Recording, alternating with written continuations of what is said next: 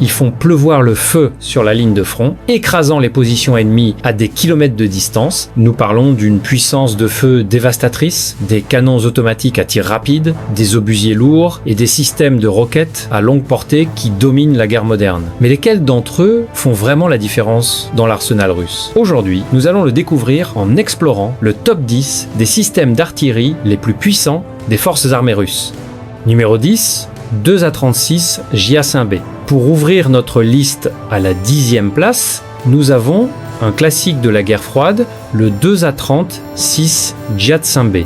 Développé par Motovelika Plants et mis en service en 1975, il s'agit d'un canon de campagne tracté de 152 mm conçu pour la suppression d'artillerie lourde.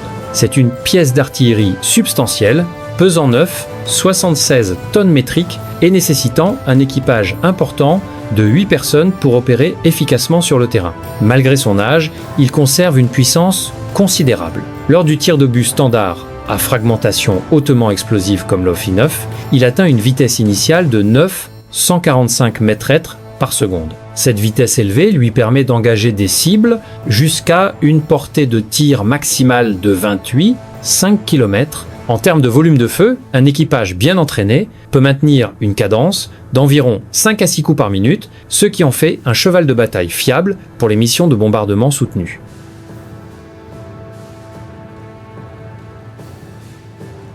Numéro 9, 2A65 Mesta B. Le numéro 9 est le successeur direct de l'entrée précédente, le 2A65 Mesta B, provenant également de Motovelika Plants, mais introduit plus tard en 1987, le Mesta B représente une évolution dans la conception de l'artillerie tractée soviétique. Bien qu'il partage le calibre standard de 152 mm et l'exigence d'un équipage de 8 personnes avec le JAT5B, il est nettement plus léger, ne pesant que 7 tonnes métriques. Cette réduction de poids le rend plus facile à transporter et à déployer rapidement dans des zones de combat dynamiques. Il utilise l'obus OF-45 et malgré une vitesse initiale légèrement inférieure de 828 mètres par seconde par rapport à son prédécesseur, il atteint en réalité une portée de tir maximale marginalement plus longue de 28,9 km. De plus, sa conception permet une cadence de tir améliorée, capable d'envoyer 7 coups vers la cible chaque minute, offrant un léger avantage dans les missions de tir nécessitant une saturation rapide.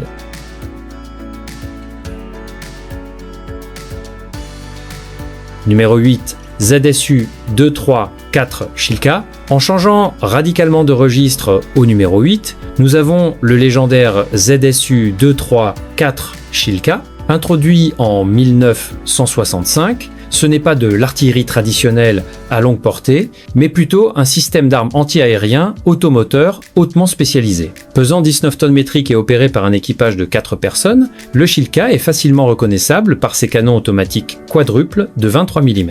Son rôle principal est la défense aérienne à basse altitude, créant un mur mortel de plomb pour les hélicoptères et les avions d'attaque volant à basse altitude. La caractéristique déterminante du Shilka est sa cadence de tir dévastatrice. Combinés, ces 4 canons refroidis par liquide peuvent cracher entre 3400 et 4000 coups par minute. Bien que sa vitesse initiale soit élevée à 970 mètres par seconde, sa portée oblique effective est relativement courte, atteignant un maximum de 2-5 km. C'est une arme de défense ponctuelle conçue pour déchiqueter tout ce qui s'approche trop près des colonnes blindées amies. Numéro 7, TOW-3 Drakon. Au numéro 7 se trouve l'un des ajouts les plus récents et les plus terrifiants à l'arsenal russe, le TOS-3 Drakon. Introduit à la pointe de la technologie en 2024 et produit par Omskranzmash, ce système représente la dernière itération des systèmes lance-flammes lourds russes. Bien que les spécifications détaillées soient encore rares en raison de son déploiement récent, nous savons qu'il est opéré par un équipage compact de 3 personnes.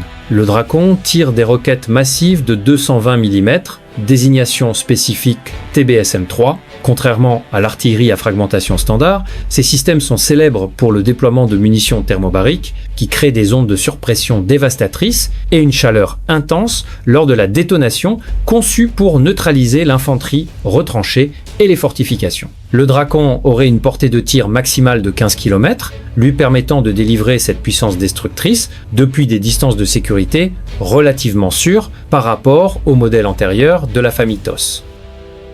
Numéro 6, 2 Squarant 3 Malva. À la 6e place se trouve un écart moderne par rapport aux conceptions à chenilles traditionnelles, le 2 Squarant 3 Malva. Introduit en 2023 par Uraltransmach, le Malva est le premier grand obusier automoteur à roues modernes de la Russie. En montant le système d'artillerie sur un châssis à roues 8/8 au lieu de chenilles, le Malva gagne une mobilité stratégique importante sur les routes et réduit les coûts de maintenance. Il pèse 32 tonnes métriques et est opéré par un équipage de 5 personnes. L'armement principal est un canon de 152 mm tirant l'obus standard OFF-45 avec une vitesse initiale de 828 m/h par seconde. Il est capable d'une cadence de tir respectable de 7 coups par minute.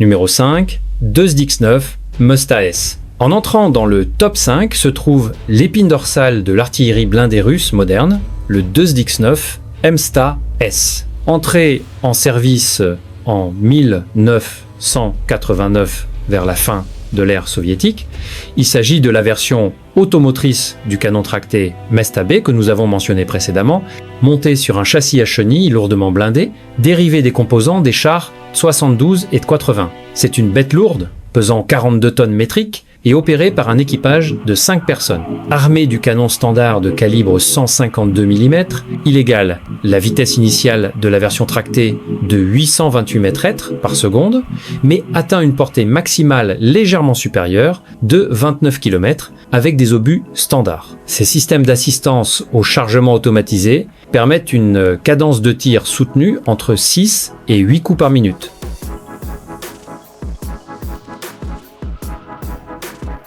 Numéro 4, 235 Koalitsiya SV. Le numéro 4 est le fer de lance de l'artillerie à tube russe, le 235 Koalitsiya SV. Introduit en 2006, ce système a été conçu pour surpasser tous ses prédécesseurs. C'est un canon automoteur à chenilles hautement automatisées, pesant 48 tonnes métriques massives. En raison de son haut degré d'automatisation, en particulier dans le système de manutention des munitions, il ne nécessite qu'un équipage de 3 personnes situé dans une capsule blindée séparée de la tourelle. Bien qu'il utilise toujours le calibre de 152 mm, le canon et les munitions sont de nouvelles conceptions. Utilisant des projectiles avancés, comme le Krasnopol D, il affiche une portée de tir maximale impressionnante de 40 km. Peut être sa caractéristique la plus distinctive est son incroyable cadence de tir. Le chargeur automatique peut atteindre entre 10 et 6 coups par minute, délivrant un volume de feu sans précédent sur la cible en très peu de temps. Numéro 3, 2 Septopion. Au numéro 3, nous avons le système de calibre le plus lourd de cette liste, l'imposant 2 Septopion, connu en Occident comme le canon atomique soviétique. En raison de sa capacité à tirer des obus nucléaires tactiques, ce canon automoteur de 203 mm a été introduit en 1975. C'est un mastodonte absolu, construit sur un châssis de char 380 allongé et pesant 5 tonnes métriques. Il nécessite un grand équipage de 7 personnes pour opérer cette pièce d'artillerie massive. Le rôle principal du pion est de délivrer des frappes dévastatrices à des portées extrêmement longues. Il tire des obus OFF-43 massifs avec une vitesse initiale de 960 m/h par seconde, capable d'atteindre des cibles jusqu'à 37, 5 km de distance avec des munitions standards. En raison de la taille et du poids pur des munitions, la cadence de tir est très lente, limitée à seulement 1 ou 2 coups par minute, mettant l'accent sur des frappes délibérées à fort impact plutôt que sur le volume. Numéro 2, 9K5 115 Tornado S. Le Dauphin au numéro 2 est le spécialiste des frappes de précision à longue portée, le 9K5 115 Tornado S, introduit en 2006. Il s'agit d'une modernisation profonde de l'ancien système de lancement multiple de Rocket Smerch. C'est un système lourd, monté sur camion pesant 7 tonnes métriques et opéré par un équipage de 3 personnes. Le Tornado S tire des roquettes massives de calibre 300 mm. Sa capacité déterminante et sa portée incroyable. Utilisant des munitions guidées avancées comme la roquette 9 Mac 142, il peut engager des cibles de haute valeur à une portée de tir maximale de 120 km. Cela lui permet de frapper profondément derrière les lignes ennemies, ciblant les centres de commandement, les centres logistiques et les sites de défense aérienne, bien au-delà de la portée de l'artillerie à tube standard.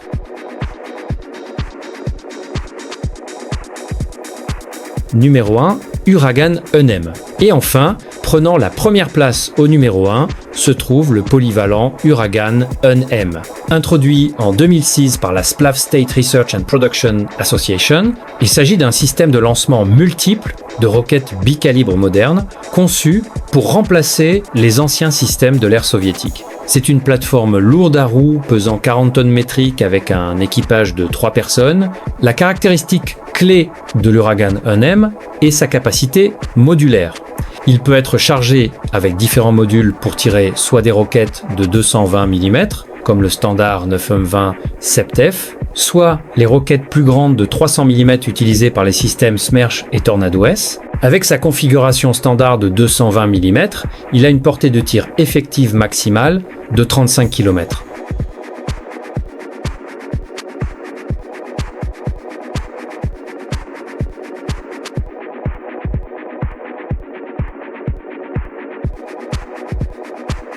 Et voilà les amis, ce sont les 10 meilleurs systèmes d'artillerie des forces armées russes. Laquelle de ces machines vous a vraiment impressionné? Faites-le nous savoir dans les commentaires ci-dessous. Et n'oubliez pas d'aimer et de vous abonner si vous voulez voir beaucoup plus de classements comme celui-ci.